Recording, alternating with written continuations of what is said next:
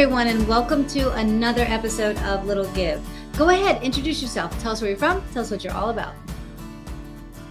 Hello, and I'm so blessed and so happy to be here on Little Give. I'm so grateful you've invited me. My name is Dominika Staniewicz. No, you don't have to try to pronounce my last name. Coach D is perfectly fine. And I'm a brain coach and an elite neuro-encoding specialist with Joseph McClendon III and with Dr. Daniel Amen. And I help to rewire your brain so you can literally default to your best behavior so you can have those neural pathways in your brain working for you instead of against you, so you can get rid of those things that are preventing you from actually having the life you're dreaming of. I unfreeze you from where you are and let you really experience life how you would like it to be, not the way it is. I love that. Tell us a bit how you got into this. Oh my goodness. So the story is very long, but we don't have a lot of time. So the truth is that I went through different phases of my life like everybody else does, from my child dying to a divorce to being a single mom to being very successful to losing absolutely everything. And while I was growing and developing, I was always a coach, but I was a career coach. And at one point I was like, I'm not changing the world. I'm not giving enough. I'm just helping rich people get richer. And there's nothing wrong with that. But there was no satisfaction, no pull in there. So I stopped coaching and I worked on myself for about 10, 15 years, a long time. And then one day, I'm science-based, right? My Master of Science is in sociology and I have educational background. And I was like, oh my God, I'm in love. Dr. Daniel Amen, double board certified neuropsychiatrist who believes that before we go on medication, there's plenty of things we can do to get better, and often medication is not needed. And then Dr. Joseph McClendon III, who has a PhD in neuropsychology on the other side, which created neuro-encoding methods that just get you to the point where you need to be using neuroplasticity. And those two things, based on science and research, I fell in love because I saw how amazing life can be and how many people I can help and serve. And you know what the funny thing is? I'm laughing. If people would do everything I put out in my videos, I would be out of a job. But they don't. They just watch and they go, oh yeah, this resonates, and they move on. Isn't that interesting? The whole thing is so interesting. Everything you just said is super interesting. I love how you kind of got into this. Tell us some of the hacks that you've learned about brain science over the time that you've been doing this. Well, first of all, we're talking about emotions lately. Everybody's into emotions. And we created this illusion that emotions create real life. Well, emotions, I'm sorry to tell you this, but they're just chemical releases that create a feeling in your body, and your brain releases those chemicals. What if you could control that? What if you could control what chemicals your brain releases? So one of the really cool things that I've learned, and my book is about that, it's called Science of Process instead of achievement. And that might sound very simple, but it's not. See, we're so concentrated on the outcome that we forget to live. And I'll give you an example. One thing that I've learned about people and myself too in the past, that when I would suffer from something bad would happen, I would go around and tell everybody over and over again. I would remember. I would recall the information and again feel the things that happened to me already in the past that were bad. But the truth is that when something great happened, I will tell one friend and move on. Isn't that crazy how much emphasis we put on things that are bad, and we keep reinforcing that memory, which is connected to your neural pathways. See, your memories are part of your neural pathways. And how does that work? Well, at the beginning, before the age of 25, everything happens, just you rewire yourself constantly. But after 25, 28 for men, you need to direct your brain and tell your brain, this is important, I need to change that. And neuroplasticity works in the simplest version. Those who are scientists and doctors, please forgive me, but this explanation works for everybody. At the beginning, when you experience something, you tell your brain that this is important to you, you actually don't rewire the moment it happens. It happens in your sleep. But how does it work? So first you create this little association, and it's like a little thread, like a little piece of hair. It's very thin and very fragile. But when you keep repeating the activity with the same intensity of emotions, it becomes a ribbon. then a sidewalk, then a one-way street, then a two-way street, then a freeway, then a highway. And then it becomes your unconscious behavior because your brain and my brain, it's lazy. It wants to optimize everything. And that is what actually prevents us from moving forward and living our best life. So that's one of the hacks I've learned. We've got to direct our brain and choose things we want to change, and we got to repeat them over and over again. And then one important element that we all forget, we got to celebrate. Celebration releases endorphins, releases joy hormones, and your brain goes, oh my God, that felt good, I want to do it again. But if you miss that critical step, you move on and you only live off serotonin, which is actually not a joy hormone. Serotonin in your brain is the push hormone, I want to do it hormone. But when that's gone, prolactin shows up, and that's your downtime. What am I going to do next? What's the point? Life has no sense. What am I going to do? I don't feel like doing anything anymore. Oh, whatever. I'll just do a project somewhere else. I don't care. That feeling is strictly connected with your dopamine release. And the more dopamine you produce, the higher that hormone of prolactin shows up, and the longer the downs and longer feeling down. People with A-type personalities and people who are people pleasers have the same pattern. But guess what? There's a way to break it. Hi, my name is Justin Clark, and I'm the president of the board of directors for Driving Single Parents, a 501c3 nonprofit serving the citizens of San Antonio and Bexar County, Texas. I'm here today to tell you a little bit about the great work that our organization is doing for the citizens of San Antonio. What you're about to see is just a few photos and videos of the way that we're changing lives for single parents in and around San Antonio, Texas. Our first giveaway took place in April of 2017, just one short month after the formation of our organization. John, a Bexar County resident, was the victim of a horrible drunk driver incident. He and his daughter survived the crash, and we were so proud to give our first car to this deserving family. Fast forward to 2020, a very difficult year for nonprofits. We were able to secure 4 vehicles for single parents in need.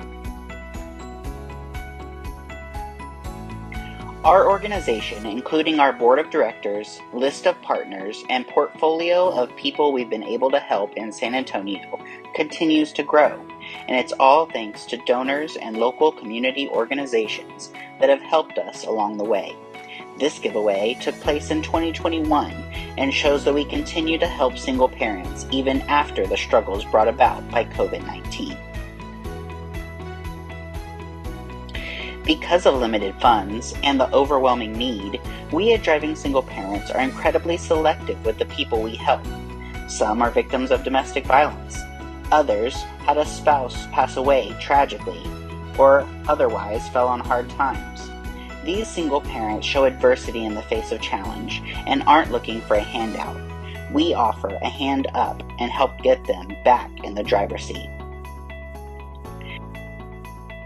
Many of the single parents we help go on to graduate college, get promotions, get married, mentor others, and some have even been so touched by the gift we gave them that they have decided to join our board of directors to pay it forward and ensure the continued growth of our organization. If you would like to help our organization continue to grow and continue to help single parents in need in San Antonio, Texas, and Bexar County, Texas, we would really appreciate your support. Please visit us online at www.drivingsingleparents.org. Thank you. Oh, my mind is about to explode. Like, I love this. This is so interesting to me. You know, it's so funny. I was talking to my 13-year-old daughter last week, and she was saying, I know all the things to do. We were talking about, like, you know, her future, and we're just going on, you know, having this casual conversation mom and daughters do, right? And she says, but Mom, you know, there's one big problem. And I was like, okay, what's wrong? She said, I'm lazy. And I'm laughing because what you just said was your brain is lazy. Your brain is looking for the most efficient thing. And that's kind of what I told her, was like, hey, that's what you're meant to be, is efficient. Like, it's okay to be feeling like you're lazy, because you got to set things up to make sure that you can have a pattern to make things happen and make it easy for you to be successful. And so anyways, it's just so interesting how you said that. Have you seen a lot of that in your life, where people are in your business, where people are just like feeling like I'm weird and everybody else has got it figured out? Guess what? Everybody feels like that. It is a common thing. We think we're the only ones. And when you go to webinars and you go into training, somebody asks a question and go, oh my God, yeah, I wanted to know that too. We don't realize, because we don't speak up, that a lot of people have exactly the same questions as we do. And our problems are not typical. There are plenty of women getting divorced. There are plenty of women feeling unworthy. There are plenty of men who are overwhelmed with expectations of life. There are plenty of men who do not know how to, express their feelings. There are plenty of women which became so masculine that Arnold Schwarzenegger can learn from us. And they think, oh my God, it's my fault. No, it's not. No, it's not, girl. Because the only people in the big world that are achieving success are men. And you have no way of mirroring anybody else that's feminine. See, mirror neurons take over. And that's the reason we feel other things that other people feel.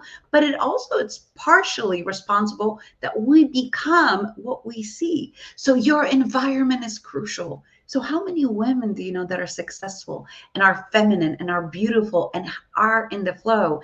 There's a phenomenal book by my mentor, Dr. Daniel Amen, who also trained me in coaching and in brain science and in brain health. And the book is called Unleash the Power of the Female Brain for Better Life, Wealth, and Sex. And one of the things that I've learned from that book is that we are actually literally, our brains are different.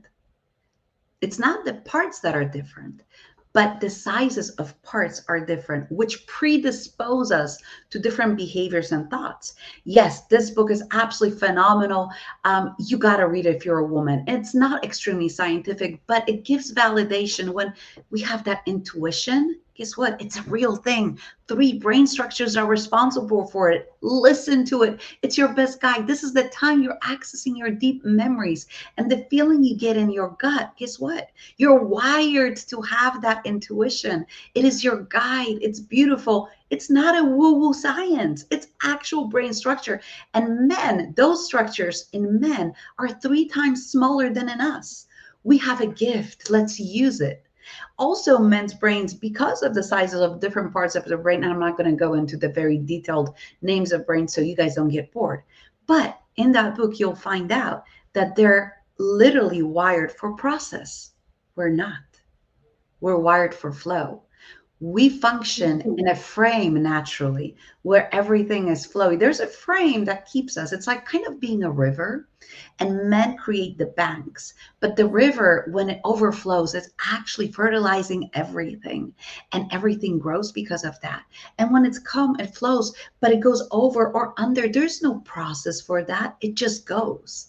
And when we discover how to guide in leadership instead of go through the very rigid process, we become unstoppable. And it's not only for you, it's also for your life, and that's all neuroscience in a very simplified way, because I believe in science that can be helpful to you or me. I am not a fan of science that cannot be used. So everything, I work with my clients on everything. It is something that you can take, understand, and practice and go for it. And feel good about it, that you're not any different than anybody else. You're just like everybody else, but your experiences are different and you get to create them. Hi, my name is Andrew Fraley, and I believe that sometimes we all need a little bit of help. If you're in the San Antonio community and you need some legal help, call me at 210-725-4658. What would you say to somebody who's out there watching this saying, every day I wake up and I'm not feeling my best and I feel a little off and I feel like, I'm just not able to get to the next level. Can you give them some tips on how they can kind of hack their brain in a way that can push them forward? Okay, first of all, congratulations, you're human. That is the first thing I'm going to say. Nobody wakes up always at their best. Nobody ever wakes up feeling like $1 million, because guess what? That's not the baseline. Imagine feeling your best every day, then your best would be average. That means there would be no shared emotions. There would be no ups and downs. So first of all, congratulations, you're human. Second of all, what is your ritual? First thing I would like to ask you to do, a very simple hack, is start taking care of your circadian rhythms. This is what we need to get the cortisol going. And in this case, we need that cortisol. Go outside for 10 minutes. If it's low light, but there are no clouds, half overcast, 15 minutes, full overcast, 20 minutes, and spend time outside. This will help your brain get up and running. Second of all, stretch in the morning when you are, notice all animals, when they wake up, they stretch. There is a reason for that. It gets the heart pumping, blood flowing. Third, drink a glass of water before you eat anything. Your brain needs water. Your brain is 80% fat and 70% water. That fat, so when somebody tells you don't eat anything fat, that's bad. Your brain needs fat. Anyway, so that's the first thing you're going to do. Second of all, I invite you to implement a practice. I do the mirror exercise every day. I go to the mirror, I look at myself and I go, Dominika, I love you. You're a freaking rock star. You're amazing. And today is going to be a great day. I'm curious what is going to be wonderful about today. And that simple sentence, that exercise in the mirror, first of all, makes you feel at the beginning very weird, but that's okay. Men, instead of doing what I did, do yourself a favor, do a fist bump. That works way better for men. So do the mirror exercise and tell your brain to look for great things. And when you go to bed in the evening, go, what was great about today? And pull those memories out. So you are actually experiencing and concentrating on the things that are going well. It's not about saying, oh, bad things don't happen, but it's seeing them as they are, not worse, not better. My car broke down. Okay, that's it. There's no, oh my God, life, I'm never going to this, I'm going to lose this, and creating the whole story. No, my car broke down, period. That's all it is. And see it as it is and detach all emotions. It allows you to process the situations much quicker. It allows you to have a better experience in life. And these are simple strategies that every one of you can do. I think it's so wonderful. And you're right. Like, that's what our brains are trained to do, is like go to the negative. Obviously, you know, when we were cavemen and women, we needed that. We needed that negativity to show us like, hey, be careful. There might be like a saber-toothed tiger trying to eat us. Like, we had all these things that were like trying to keep us safe. And so our brain is still wired to keep us safe. And so I love how you shared that, is like that negative emotion is not necessarily necessary anymore. And so we have to retrain our brains to think to the positive and look forward instead of back. And I love to tell people that, man, if you just spend all your time looking in the rearview mirror, you're going to crash into what's in front of you. Like, stop doing that. Spend time looking forward. What are your thoughts on that? I would also invite everybody to what you said, is stop looking at emotions as negative and positive. All emotions are good because they're all information. And if you're feeling, let's say, triggered, that's information for you that there's something unhealed in you, or you feel uncomfortable. And it's an opportunity and a chance for you to discover what is that. And then you get to decide, right? Get to decide. Do you want to choose it? You know, and do you want to change it? Do you want to work on it? Or are you okay with having that feeling and emotion? Is it serving you? And again, if somebody thinks this is a, you know, one-time thing, no, it's a journey. It's a way of living, because the truth is that people say things and they have no clue about our past. They have no clue about our life experiences, and not breathing, tiptoeing around everybody is so exhausting that everybody gets frustrated. Allow people to speak their mind. Allow people to say what, and if you get triggered, it is on you to see what you're feeling. Every emotion is information, and it's great information because it tells you, is something good happening? Are you worried about something? Is it a memory coming up that is warning you about some experiences in the past, right? And also the question is, how often do you generalize? Our brain, because it's lazy, it generalizes everything. Notice, how many times do you say everybody, everything, everyone? Each time, I always, I never. Every time you do that, your brain is lying to you. I never get, you know, what I want. Really? Never? Well, I didn't get it this time. Oh, that's interesting.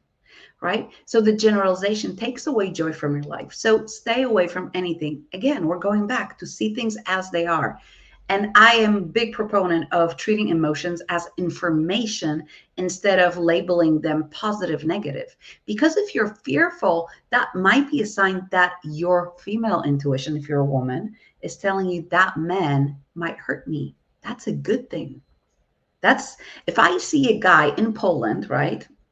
If I go back to Poland, and we have this thing in our culture that Adidas sports clothes with those three stripes, those are only worn by thugs and people with knives. We don't own guns in Poland, so nobody's going to shoot you, but they might, rub you. They might come with a knife and try to hurt you. If I see this guy coming up towards me with a gun, I'm not going to say, oh, I feel uncomfortable, but let me let go. Maybe he wants to be my friend. No, I'm going to freaking run, right? That's the natural reaction. That's information. This person is not safe. So again, all feelings, emotions are information. Now you get to choose if you want to keep them, rewire them, change them, or allow them to be.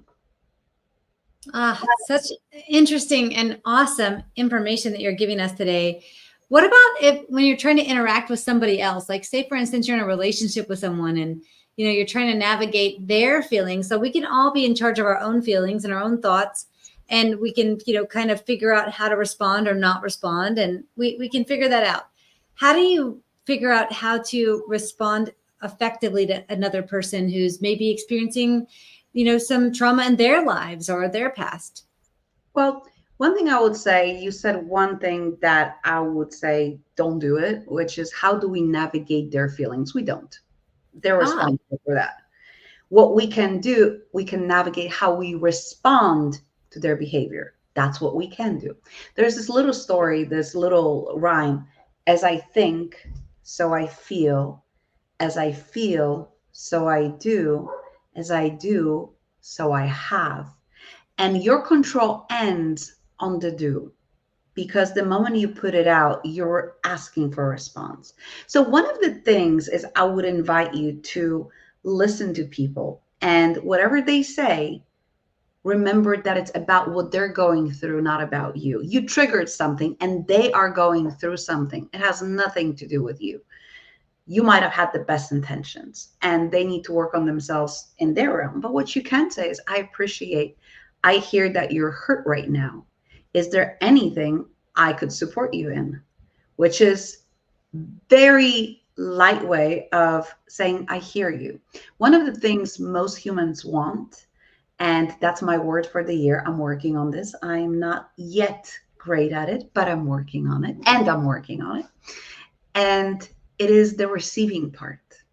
So anytime people talk to us, they want to be heard. They want to be seen. And one of the ways is to take a deep breath,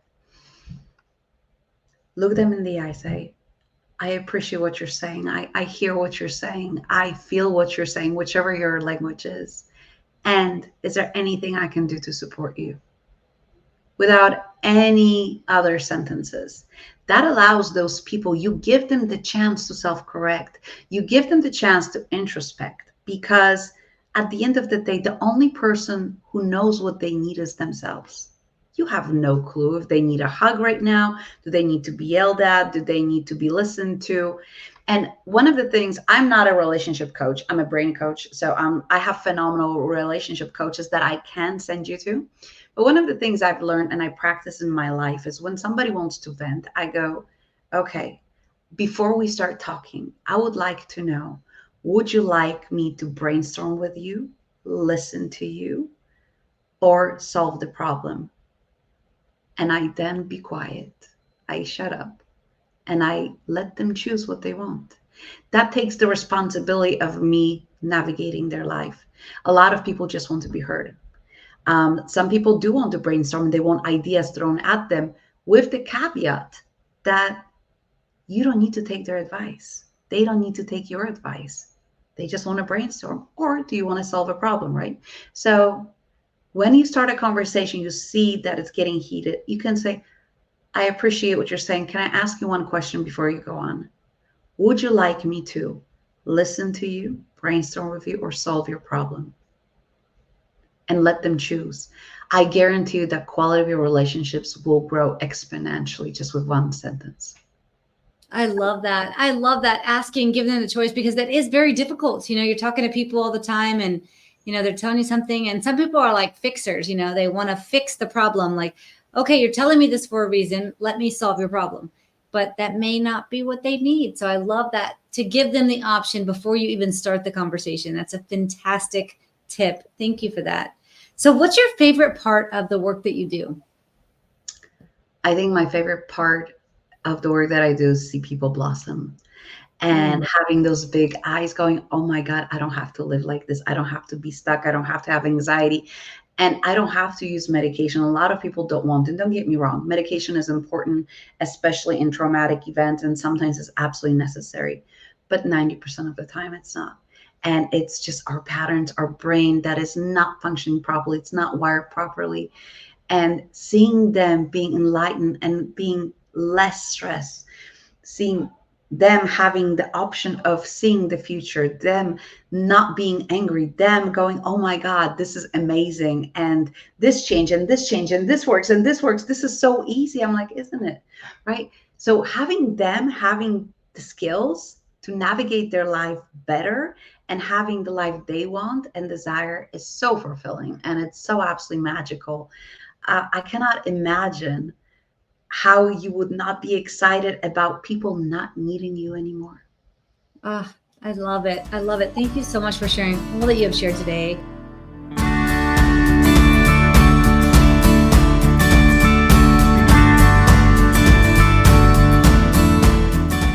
I want to move on to my little gift questions. The first one is, can you give the audience an example of a little thing that they could do in their community that might just be, a little give on their end, but might make a big impact on the other side? Okay, so this is what I've been practicing a whole year, and I will keep practicing. I would like men and women, when you receive a compliment, you look nice, you look pretty, beautiful smile, whatever it is, I want you to stop, take a deep breath, put a smile on your face, and look that person in the eye and say, thank you. You really made my day. And that's it. The smiles you will see, the brightness in the eyes of people when they see that they've been heard and somebody received their gift, is absolutely exponential. You literally create good days for people that you might never see again. And guess what? With their better attitude, they're going to go on and be kinder to other people. So this approach, I highly recommend. Try it for a week. When people are actually, when you take time to be thankful, not say, oh, I'm grateful, thank you, oh, I appreciate it. That doesn't work. You need to stop. You need to take a deep breath. Look in their eyes, say, thank you. You really made my day. I really appreciate it. They just light up like a firecracker. And you can see that finally somebody heard. They wanted to be nice and it was received. So that's one thing I would invite all of you to do starting now. Perfect example. It's so true. It's so, so true. I have a weird thing where, like, I'm at the grocery store and I'll say, like, thank you, Colby, or thank you, Michael, or whoever it is. And my daughter's like, Mom, you're so weird. Why do you call them by name? I'm like, no, like, people like to hear their name, for one. And I want him to know that not only did I see you and I appreciate what you're doing, but I'm also seeing your name and I want to acknowledge you. And I think it does make a big difference. And people kind of like snap at you and look like, oh, hi, it's a weird thing, but it's so amazing. And it really does give you that big return on energy that we all need. And then they need, that they can continue their day doing the great things that they do. So absolutely. I love that example. Can you give the audience an example of a time in your life where maybe, somebody did something little for you that might've been a little give on their end, but really made an impact on you and in your life? It's a story from when my kids were 2 years old, and the company I work for didn't get the money from clients, so we didn't get paid for Christmas. And my boss at that time, 4 years ago, he showed up at my house with a beautiful Christmas tree and Christmas ornaments. And I could have a real Christmas with my girls. because without that paycheck, I couldn't afford a Christmas tree. And that has changed my life forever. I remember that act of kindness, a simple Christmas tree and Christmas ornaments. I didn't know he was coming. He didn't tell anybody. He just showed up. And I met him about 12 or 14 years ago. And I told him what he did for me. And he goes, I did that? I'm like, you did. You changed my life. So thank you. And I really appreciate that. It was one of the best Christmas I have because I felt taken care of and heard and seen. And I felt safe because of that Christmas tree. Oh, that's such a beautiful story. Thank you for sharing that. It's so interesting, the things that we can do for other people that may be something so small for us. We might not even recognize the impact that we're making. And that's what this show is all about, the little give. Thank you so much for sharing that. What about a nonprofit? Do you have any nonprofits that you're excited about? Oh, yes. Oh, yes. So as you know, I'm a brain coach. And one of the things that is so important in human development is skin-to-skin contact for newborns. So Women's Health Hospital has a volunteer program where you can go to the NICU and you can share your skin for the newborns so their brains can develop and they can develop emotionally properly. They're all hooked up with those things and they're super tiny. But you're giving them a gift that is worth absolutely everything. They got out of the womb way too early and they need that skin to skin care. Just give them your skin and your heartbeat, and you're creating healthy, well-developed humans just through this. So that is my passion. And this is what I'm going to be doing when I'm 80, 90 years old and not working anymore. I'll be sitting in that friggin' hospital smelling the scent of the skin of a newborn, which is so calming and it releases oxytocin. So it's a give and a win-win, and you're saving another life. I have never heard of this type of nonprofit before. It's so incredible. Wow. I love that. So can you tell us where this is at? So this is Texas Women's Hospital. I do live in Texas, but other hospitals have their volunteer programs for NICUs for skin to skin. Check out your local area. I'm sure you will find more. This is a worldwide program. So wherever you're listening, your country might have it as well in your city. I love this. I personally would love to go and do this. What about men? Is it something that if a man out there wanted to do this, would they be? Oh, that's so beautiful. It's That's so skin to beautiful. skin. It's not woman to child. It's skin to skin. Skin and a heartbeat is the same for everybody. I love that. Thank you so much for sharing all your wisdom with us today. Can you go ahead and tell the audience where they can reach you and find out more about you and all you do if they want to get involved? Absolutely. So as I said, I'm your brain coach D, and I'm a brain coach. I train companies and I do one-on-one coaching and keynotes. And you can find the information about me at yourbraincoachd.com, or just simply email me yourbraincoachd@gmail.com, or find me on Facebook, Instagram, and LinkedIn, Your Brain Coach D.